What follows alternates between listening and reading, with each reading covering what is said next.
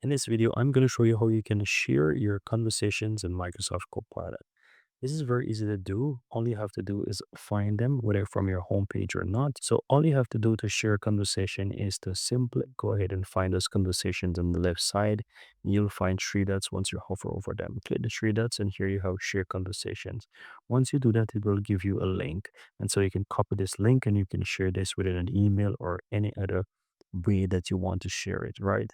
One of the ways that you can click on the conversation itself, and while you're inside the conversation, you are also able to share as well. So you go ahead and you can either find those individual conversations, as you can see. If you hover over them, there is a share message right here and prompt. As you can see, you can easily go ahead and share that. Or at the bottom right here, you can go ahead and click on share as well. A cool way, if you don't want to share the entire conversation, is that you can say to Copilot, summarize this conversation. It summarize it, then you'll get the output and you'll be able to share the conversation by copying the link. And we can share it however you want or copy it and paste it wherever you want. And that's it.